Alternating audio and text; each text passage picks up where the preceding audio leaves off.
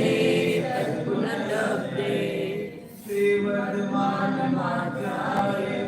घाति संघातघातनम् विद्यास्पदं प्रवक्ष्यामि तत्त्वार्थ श्लोकवार्तिकम्। पंचपरमेष्ठी भगवान की जय। देवाई आदिनाथ भगवान की जय। परम पूज्य आचार्य उमा स्वामी जी महाराज की जय। परम पूज्य आचार्य श्री विद्यानंद स्वामी जी महाराज की जय। परम पूज्य आचार्य श्री शांति सागर जी महाराज की जय। परम पूज्य आचार्य श्री समति सागर जी महाराज की जय। परम पूज्य आचार्य श्री अभिनंदन सागर जी महाराज की जय। परम पूज्य आचार्य गुरुदेव सुंदर सागर जी महाराज की जय। गुरुदेव समंतभद्र स्वामी की जय। परम पूज्य आचार्य श्री सागर जी महाराज की जय।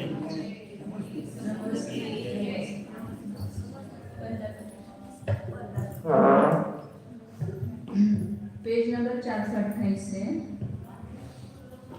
428 पेज नंबर।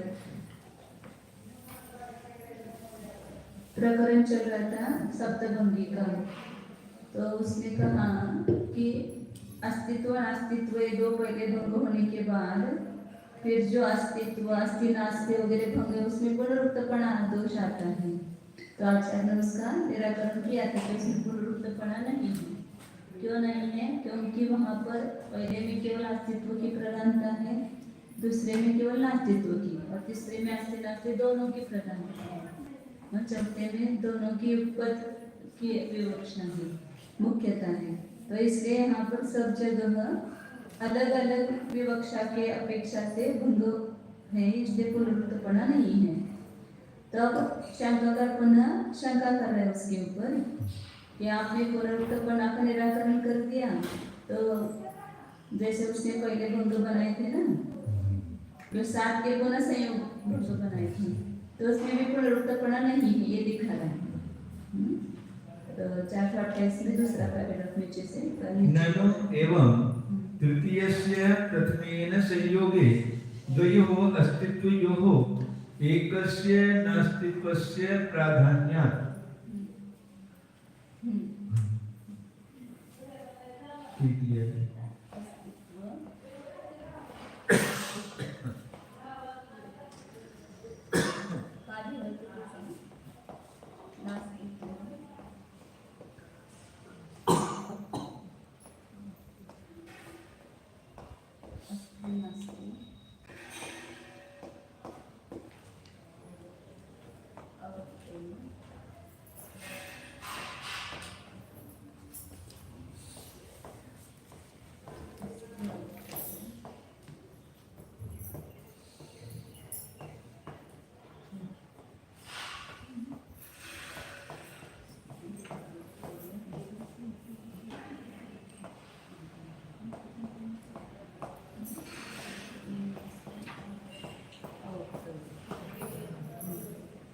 ये 7 भंग किए।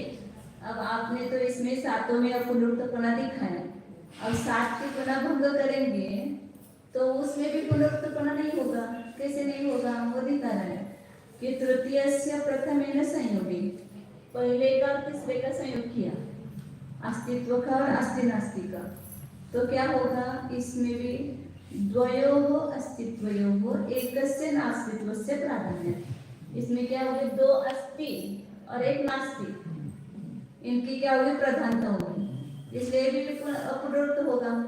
ऐसा तो किसी भंग में नहीं है, 2 अस्तित्व और 1 नास्तित्व की मुख्यता किसी भंग में नहीं है, तो ऐसे उसके प्रधानता होने से फिर द्वितीयेन संयोगे द्वयोः नास्तित्वयोः एकस्य अस्तित्वस्य क्रमशः कष्टेन द्वितीय अपुनरुक्तता अस्तु। हाँ पुनरुक्तता 2 लिखा है। दृष्टेन अपुनरुक्तता एवं तथा पृष्ठेन अभावात्, ये दूसरा संग बनाया है। हाँ 2 नंबर लिखा है। हाँ तो उसका क्या? ये 2 ये तीसरा बनेगा, चौथा 5 तक। नहीं ऐसा कुछ नहीं, तीसरा का दिया 3 अंक नहीं दिया, पहले का तीसरे के साथ संयोग किया तो दो अस्तित्व और एक नास्तित्व की प्रधानता होगी। दूसरे का तीसरे के साथ संयोग किया, नास्तित्व का अस्थि नास्तिक के साथ संयोग किया, दूसरे भंग का तीसरे भंग के साथ संयोग किया तो क्या होगा, दो नास्ति होगी। यहाँ एक नास्तित्व और एक नास्तित्व, तो दो नास्तित्व और एक अस्तित्व इनका होने से क्रमशः पृष्ठ उसको क्रम से पूछने पर अपुनरुक्तता हो, पूर्वम तथा पृष्ठ अभाव। पहले ऐसे पूछा नहीं गया है, या तो केवल नास्तिक का प्रश्न किया, केवल अस्तित्व का प्रश्न किया है, और या दो अस्तित्व और एक नास्तित्व को पूछा गया है, तो इसलिए इसमें भी अपुनरुक्तता हो। आपने सात भंग में अपुनरुक्तता दिखाई, पुनरुक्तपणा नहीं है, तो ऐसे यहाँ पर भी प्रधानता भिन्न भिन्न की अपेक्षा से है, इसलिए इसमें भी पुनरुक्तता न हो, अपुनरुक्तता हो। तथा चतुर्थस्य पंचमेन संयोगे द्वयोः अवक्तव्योः एकस्य अस्तित्वस्य षष्ठेन संयोगे द्वयोः अवक्तव्योः एकस्य नास्तित्वस्य च। अब चौथे का पांचवे के साथ संयोग किया, अवक्तव्य का अस्ति अवक्तव्य के साथ संयोग किया, तो इसमें क्या होगा, दो अवक्तव्य और एक अस्तित्व, इनकी क्या होगी, प्रधानता होगी। चौथे का पांचवे के साथ संयोग करने पर दो अवक्तव्य और एक अस्तित्व का प्रधानता होगी, और चौथे का छठे के साथ संयोग करने पर दो अवक्तव्य और एक नास्तित्व। चौथे का छठे के साथ संयोग किया तो दो अवक्तव्य और एक नास्तित्व, इसकी मुख्यता होगी। फिर सप्तमेन संयोगे द्वयोः अवक्तयोः एकस्य अस्तित्वस्य नास्तित्वस्य च क्रमेण प्रधानतया पृष्ठे न पुनरुक्तता। और सातवें के साथ संयोग करेंगे, चौथे का सातवें के साथ संयोग करने पर दो अवक्तव्य, चौथे का सातवें के साथ संयोग किया तो दो अवक्तव्य और एक अस्तित्व नास्तित्व, एक अस्तित्व और एक नास्तित्व, इसका क्या हो जाएगा, एक से अस्तित्व से नास्तित्व से च, और क्रमेण प्रधानतया पृष्ठे, क्रम से प्रधान भाव से पूछने पर, अस्तित्व नास्तित्व क्रम से है ना, यहाँ पर पूछने पर न पुनरुक्तता, उसमें पुनरुक्तपना नहीं होगा। तथा पंचमस्य षष्ठेन संयोगे द्वयोः अवक्तयोः एकस्य अस्तित्वस्य नास्तित्वस्य पृष्ठे पंचमस्य सप्तमेन संयोगे द्वयोः अवक्तव्योः अस्तित्वयोः च एकस्य नास्तित्वस्य प्रधानतया पृष्ठे तथा। यह तीसरा लेखा रह गया है क्या उनका? चौथे का पांचवे के साथ संयोग किया ना, तो वहां पर लिखना चाहिए तीन, मतलब उसके बाद तथा से पहले, हाँ, पृष्ठे अभाव, षष्ठेन संयोगे के पहले, षष्ठेन संयोग के पहले तीसरा लिखना चाहिए। फिर छठे के संयोग करने पर दो, तो ये चौथा हो गया। फिर सातवें के साथ संयोग करने पर ये पांचवा हो गया। द्वयोः अवक्तव्य तिसऱ्या ओळीत आहे ना, एकस्य अस्तित्वस्य तिथं तीन आकडा घ्यायला पाहिजे। द्वयोः अवक्तव्ययोः एकस्य अस्तित्वस्य, आणि षष्ठेन आहे ना त्याच्या पहिला, चौथा आणि पाचव्याचा संयोग। पहिला काय झाला, दुसरा आणि तिसऱ्याचा संयोग, नाही पहिला आणि दुसऱ्याचा संयोग, परत दूसरा आणि तीसरा संयोग, इसका पहला और तीसरे का संयोग एक हो गया, दूसरे और तीसरे का संयोग दो हो गए। अब चौथे का डायरेक्ट लेना, चौथे का पांचवे के साथ संयोग, फिर चौथे का छठे के साथ संयोग, फिर चौथे का सातवें के साथ संयोग, ये तीन हो गए, तो पांच संयोग बन गए। अब पांचवे का छठे के साथ ले रहे, फिर पांचवे का सातवें के साथ, ये दो क्रम से प्रधान रूप से पूछे गए होने से न पुनरुक्तता ना। पंचम से षष्ठेन संयोगे, पांचवे का छठे के साथ संयोग, पांचवा अस्ति अवक्तव्य, छठा नास्ति अवक्तव्य, तो उसमें दो अवक्तव्य हो गए और दो अस्तित्व।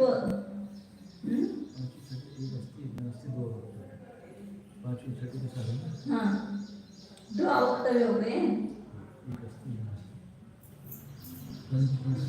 एक अस्तित्व और एक नास्तित्व का पूछे जाने से और पांचवे का सातवें के साथ संयोग करने पर, पांचवे का सातवें के साथ संयोग करने पर दो अवक्तव्य, दो अस्तित्व और एक नास्तित्व, दो अस्तित्व है और एक नास्तित्व है। इसकी प्रधानता होने से इसमें भी अपूर्णता हो। षष्ठस्य सप्तमेन संयोगे द्वयोः अवक्तव्ययोः नास्तित्वयोः च एकस्य अस्तित्वस्य। एक में ज्यादा व्यय, एक ज्यादा हो गया है। अवक्तव्य ये व्यय ज्यादा हो गया पहले, द्वयोः अवव्यक्तव्य हो गए ना। हाँ, अवक्तव्ययोः और ऊपर भी व्यय लिखना, ये व्यय यहाँ ज्यादा हुआ है, वहाँ कम हो गया। ऊपर एक व्यय कम हो गया है। छठे में संयोगे द्वयोः अवक्तव्य, वहाँ पर व्यय नहीं है। अस्ति वक्तव्य ठीक है यहाँ पर। षष्ठे में संयोगी के बाद षष्ठी इधर छठे हो जाएंगे। षष्ठे में संयोगे द्वयोः वक्तव्य, वक्तव्य ये योः व्यय चाहिए ना, यहाँ पे व्यय चाहिए, व्यय और नीचे व्यय ज्यादा हो गया है। छठे का सातवें के साथ संयोग करने पर दो अवक्तव्य और दो नास्तित्व और एक अस्तित्व का पूछे जाने से पुनरुक्तता हो। फिर सातवें का पहले के साथ संयोग, सप्तमस्य सातवें का पहले के साथ संयोग। सप्तमस्य प्रथमेन संयोगे द्वयोः अस्तित्वयोः एकस्य नास्तित्व अवक्तव्यस्य च द्वितीयेन संयोगे द्वयोः नास्तित्वयोः एकस्य अस्तित्वस्य अवक्तव्यस्य च। मतलब सातवें का संयोग पहले के साथ कर रहे हैं, फिर पहले के साथ करेंगे तो अस्ति नास्ति अवक्तव्य और यहाँ अस्तित्व है, तो दो अस्तित्व हो गए, एक नास्तित्व और अवक्तव्य। इनकी प्रधानता होने से वो अपूर्णत्व हो गया बंधु। फिर सातवें का दूसरे के साथ संयोग करेंगे तो यहाँ दो नास्तित्व, एक अस्तित्व और एक अवक्तव्य, ऐसे इसका ये होने प्रधानता होने से फिर सातवें का तीसरे के साथ संयोग पढ़ने में द्वितीयेन संयोगे द्वयोः नास्तित्वयोः एकस्य अस्तित्वस्य अवक्तव्यस्य च। तृतीयेन संयोगे द्वयोः अस्तित्वयोः नास्तित्वयोः च एकस्य अवक्तव्यस्य क्रमशः। तीसरे का सातवें का तीसरे के साथ संयोग करने पर दो अस्तित्व या दो अस्तित्व हो गए, दो नास्तित्व हो गए और एक अवक्तव्य। इनका क्रम से प्रधान भाव रूप से पूछे गए होने से न पुनरुक्तत्व, इसमें पुनरुक्तपना नहीं है। इति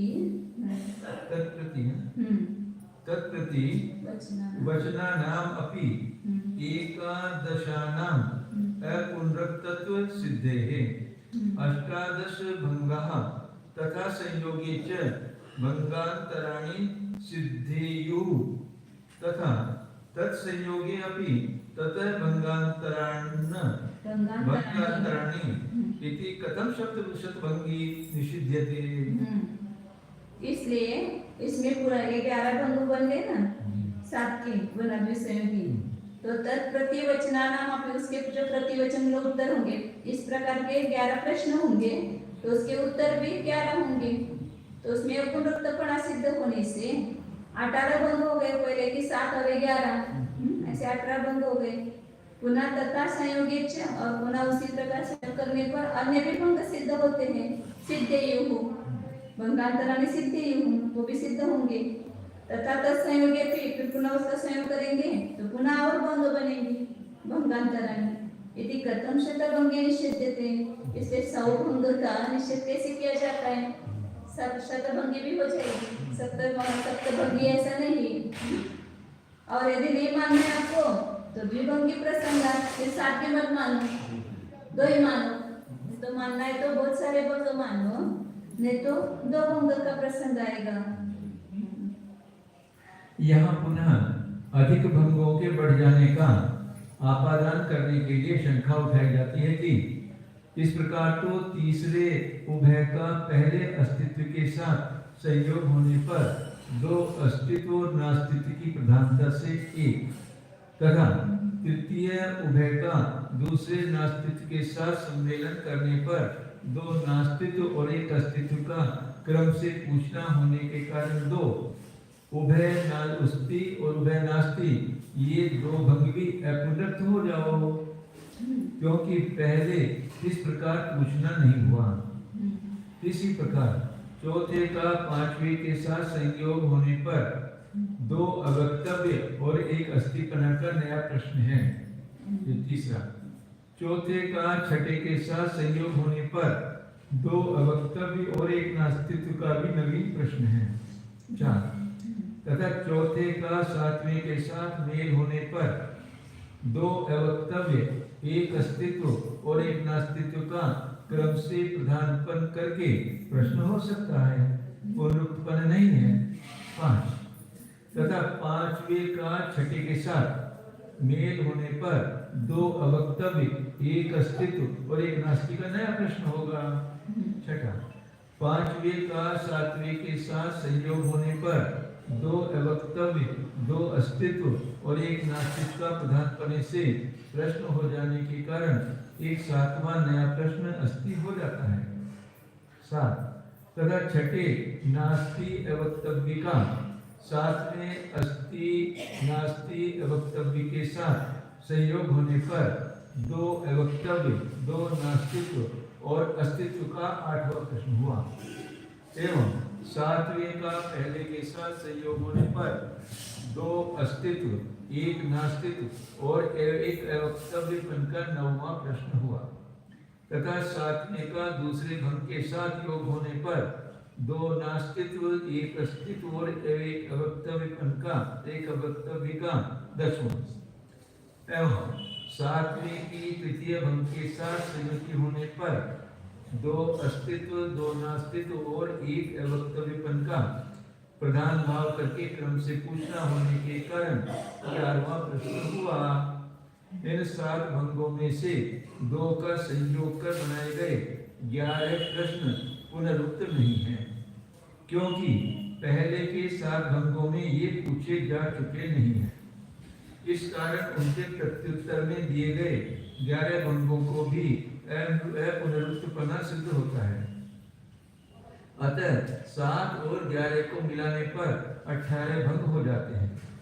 इस प्रकार इन 18 को भी द्विसंयोगी आदि करने पर अन्य भी 50 सैकड़ों प्रश्नों की संतान बढ़ेगी और हजारों अन्य भंग सिद्ध हो जाएंगे, तथा उनके भी संयोग करने पर उनके असंख्य दूसरे भंग होते जाएंगे। फिर सैकड़ों भंग हो जाने का आप जैन कैसे निषेध कर सकते हैं? कबूतरों की संतान प्रति संतान के समय यह भंग परिवार बढ़ता ही चला जाएगा। यदि संयोगी जन्य भइयों भंगों को न माना जाएगा तो जैनों को पहले के केवल 2 भंग मानने का ही प्रसंग होगा। इस प्रकार को ही कह रहा है।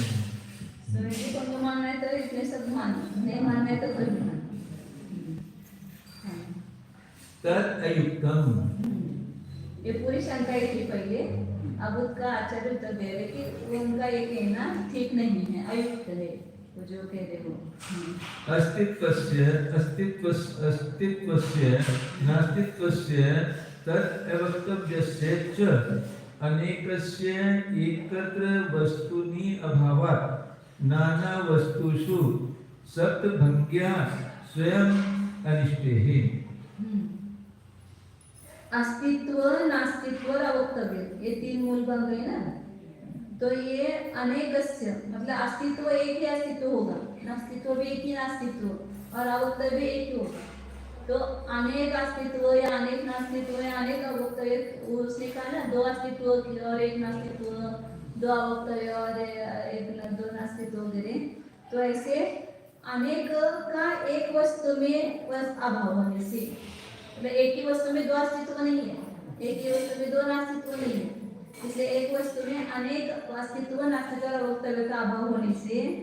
और नाना वस्तुषु सप्तभंग्या स्वयं अनिष्ट है। सप्तभंगे एक ही वस्तु में घटित किए ना, प्रश्नवशात एकत्र वस्तुनि विधि प्रतिषेध कल्पना अविरोधन विधि प्रतिषेध कल्पना सप्तभंगी। तो एक ही वस्तु में 7 भंग घटित किए हैं, अनेक वस्तु में मिलकर के नहीं किए हैं। नाना वस्तु में सप्तभंगी स्वयं अनिष्ट है, मानना इष्ट नहीं है। नाना वस्तुओं में 7 भंग अनिष्ट क्यों करें? नाना वस्तु में तो एक ही वस्तु में 7 भंग लगेगी ना। हाँ, एक एक वस्तु में 7 भंग लगेंगे, लेकिन ये दो अस्तित्व वगैरह जो है ना, अनेक वस्तु में मिलकर के लगाएंगे। तो अनेक वस्तु में मिलकर के सप्तभंगी घटित नहीं की है। एक ही वस्तु में प्रश्न के वजह से विधि प्रतिषेध की कल्पना जो है उसको सप्तभंगी कहना है। यह पुनः जीव वस्तुनि जीवत्वे नास्तित्वं अस्तित्वम् एव जीवत्वेन अस्तित्वम् एव अजीवत्वेन च नास्तित्वं मुक्तत्वेन अपरमम् अमुक्तत्वेन च मुक्तत्वेन अपरम् अमुक्तत्वेन च इति आदि अनंत स्वयं पर पर्याय अपेक्षया अनेकम तत्संभवति वस्तुनः अनंत पर्यायात्मकत्वात् इति वचनम्।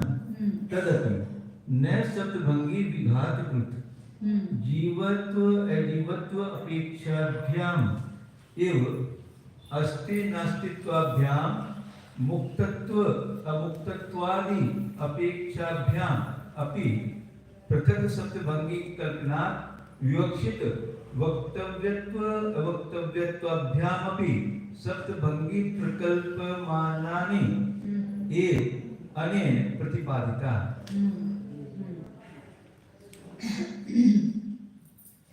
फिर मतलब एक वस्तु में अनेक अस्तित्व या अनेक नास्तित्व नहीं है, ऐसा कहा।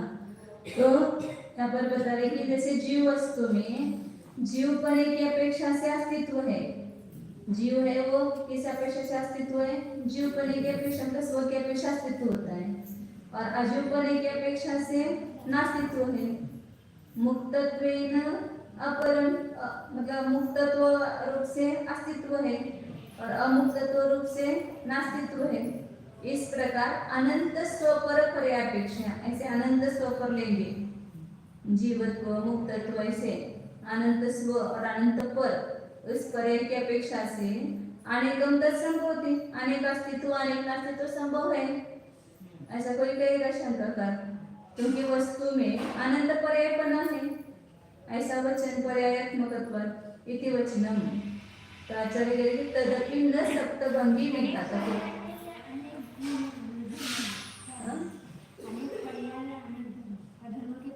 हाँ, पर्याय शब्द धर्म के लिए भी आता है, गुण के लिए भी आता है, और पर्याय जो क्षणवर्ती है उसके लिए भी आता है।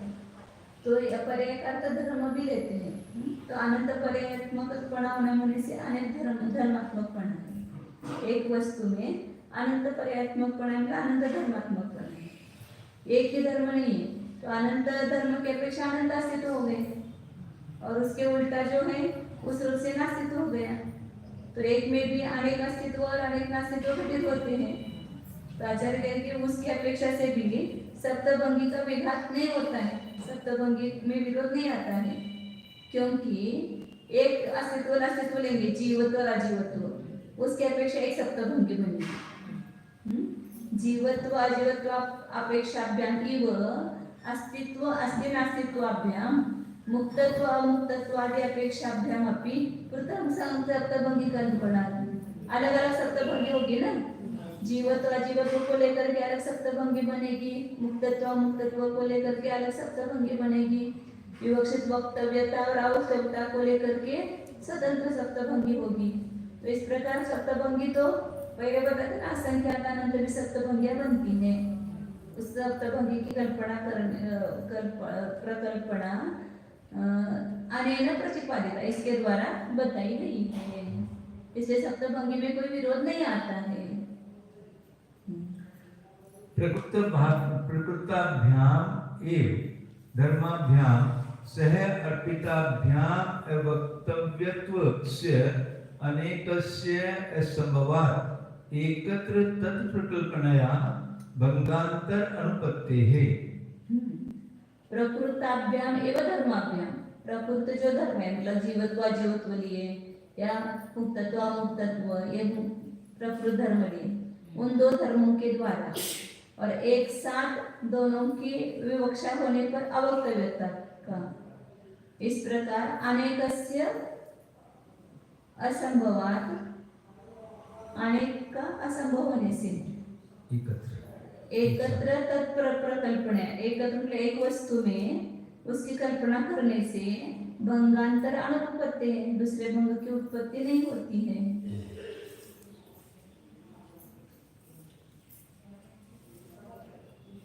नहीं होती कैसे बोलते हैं?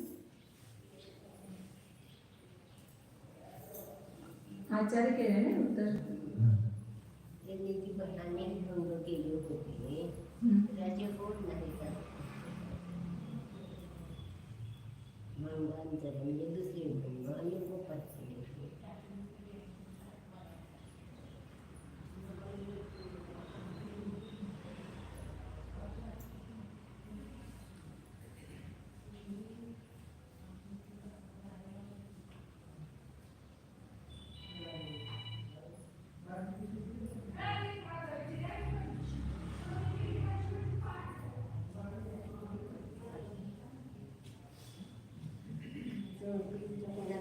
असंभवात, असंभव होने से उनकी भंगानुपत्ति कल्पना की अनुपत्ति है।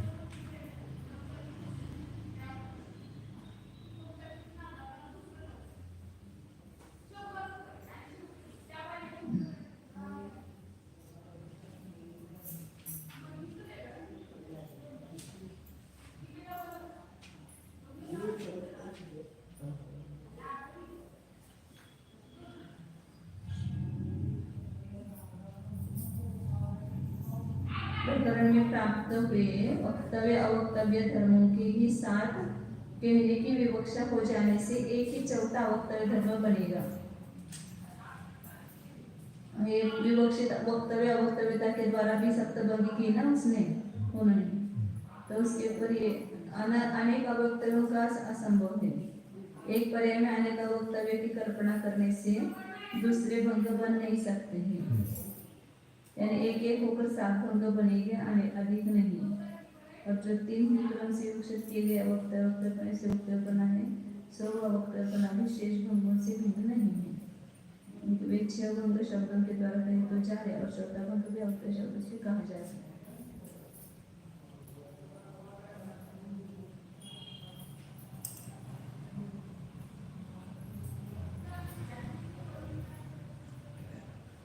प्रकृताभ्याम एवं धर्माभ्याम, मतलब प्रकृत धर्म मतलब वक्तव्य और अवक्तव्य,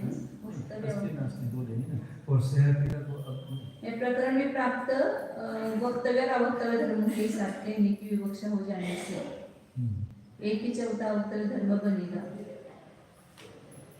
अनेक अवक्तव्यों का असंभव है। धर्माभ्याम सह अर्पिताभ्याम अवक्तव्यत्वस्य अनेकस्य असंभवात्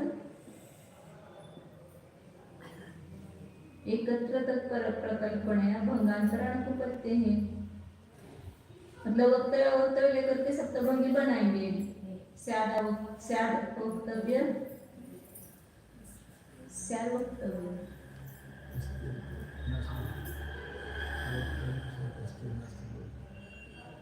मतलब एक, फिर वो अवक्तव्य का भी साथ करना पड़ेगा। फिर अवक्तव्य है, अवक्तव्य नहीं है, फिर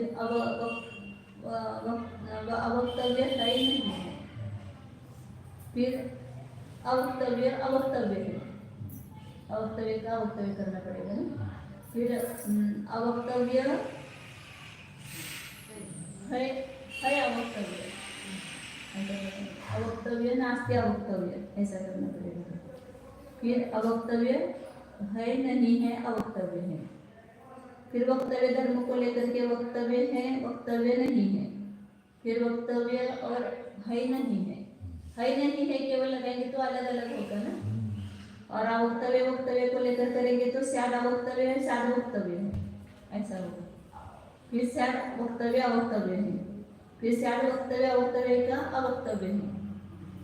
उसके बारे में वो कह रहे कि एक ही भंग बनेगा। फिर यदि प्रकृत मतलब विवक्षित वक्तव्य को लेकर के करेंगे तो और उसको ही एक साथ दोनों को एक साथ विवक्षा करेंगे तो अवक्तव्य बनेगा, एक साथ नहीं कह सकते हैं।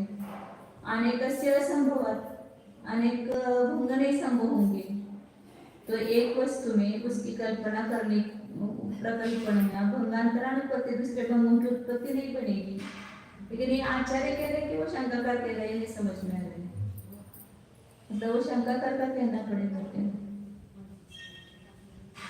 क्योंकि आचार्य ऐसा कैसे कहेंगे कि एक ही भंग बनेगा वक्तव्य। वक्तव्य धर्म को लेकर के शब्द भंगी करेंगे तो 60 भंग नहीं बनेंगे, एक अवक्तव्य भंग बनेगा, ऐसा कह रहे। यत्तु ताभ्याम एव असह अर्पिताभ्याम वक्तव्यत्वम, जो उन दोनों के द्वारा क्रम से, असह मतलब क्रम से लेंगे, क्रम से मुख्य विवक्षा करने पर वह वक्तव्यपना है। तदपि न शेष भंगेभ्य विद्यते, वो भी दूसरे भंगों के साथ फेरा नहीं जाता है, क्योंकि तेषाम एव वक्तव्यत्वात्, क्योंकि वे बाकी के भंग तो वक्तव्य रूप से कहे जा रहे हैं ना। वक्तव्यत्व जो है बाकी के भंगों में वक्तव्यपना नहीं है ना। और अवक्तव्य भंग के द्वारा भी वक्तव्य हो गए ना।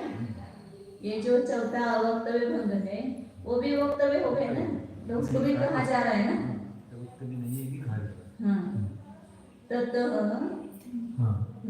ततः न अति व्यापिनी सप्तभंगी न अपि अव्यापिनी असंभविनी वा यतः प्रेक्षावद्भिः न आश्रियते। इसलिए हमारी सप्तभंगी जो है वो अतिव्यापी भी नहीं है, मतलब सप्तभ से भंग से भी ज्यादा भी नहीं बनते हैं, इसलिए अतिव्याप्ति नहीं है। और कम भी नहीं बनते हैं, इसलिए अव्यापी भी नहीं है।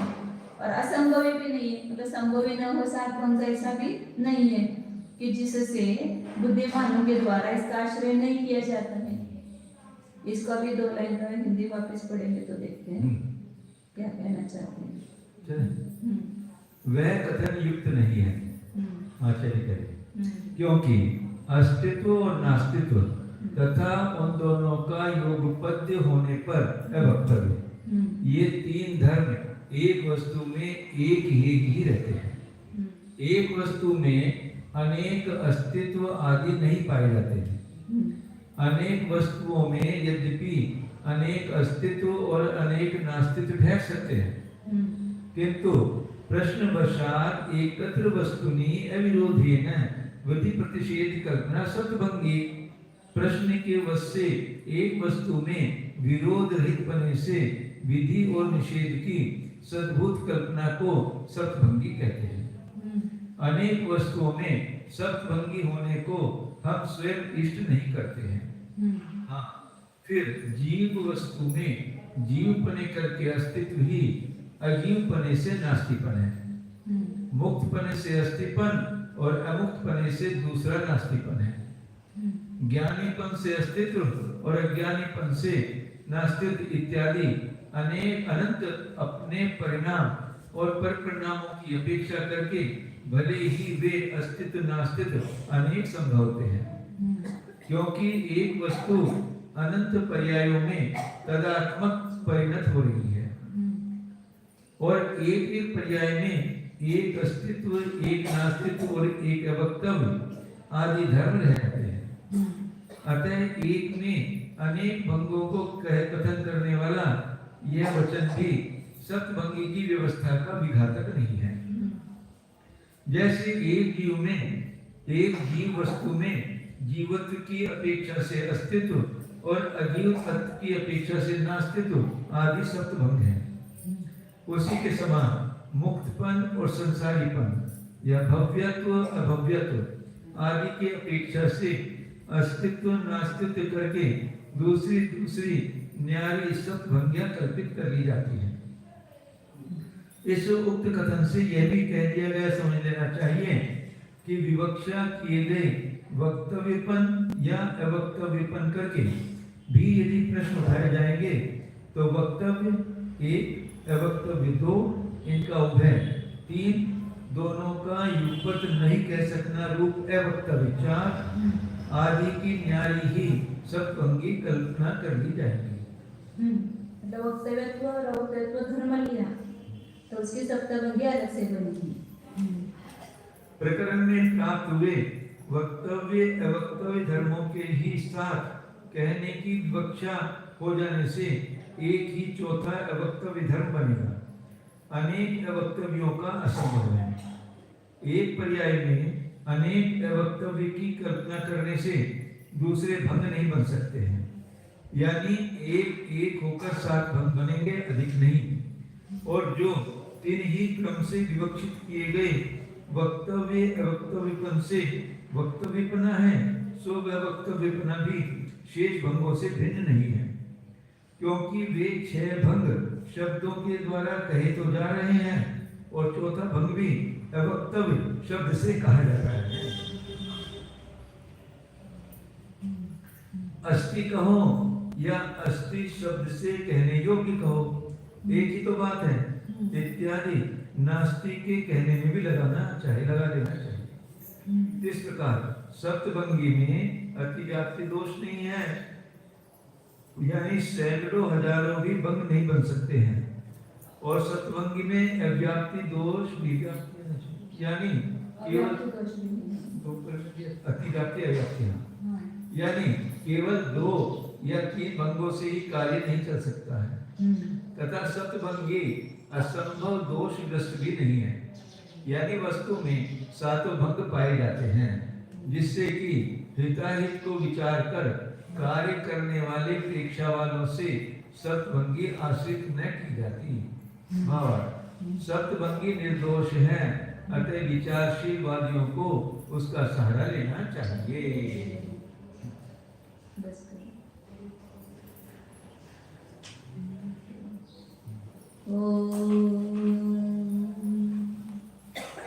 जानिए यह मैं शुद्ध चैतन्यमय जीव हूँ, ज्ञान दर्शन स्वरूप हूँ। अपने को देखो, मैं किस रूप हूँ। इस मुझे एक वस्तु में अनंत धर्म है, अनंत धर्मों का मैं एक पिंड हूँ और एक एक धर्म 7 भंगों से सहित है। तो अनंत सप्तभंगियाँ जिसमें पाई जाती है, ऐसा मैं एक ध्रुव द्रव्य हूँ। अनंत धर्मों के द्वारा भी मैं खंडित नहीं हूँ, एक अखंड पिंड हूँ। अनंत धर्मों का एक आस्वाद है।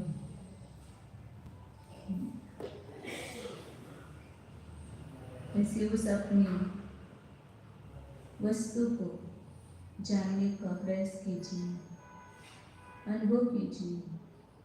यह मैं जो प्रतीति में आ रहा हूँ, जानने में आ रहा हूँ, एक शुद्ध चैतन्य द्रव्य हूँ।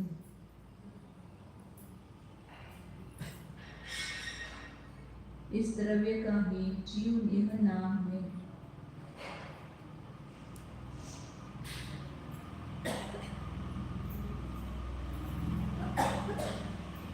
शुद्ध न्यायक स्वरूप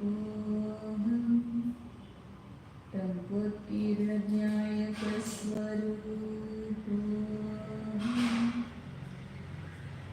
शुद्ध एक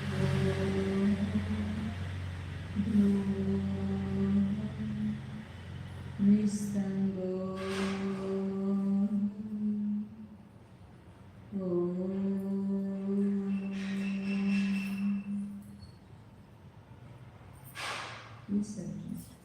नमो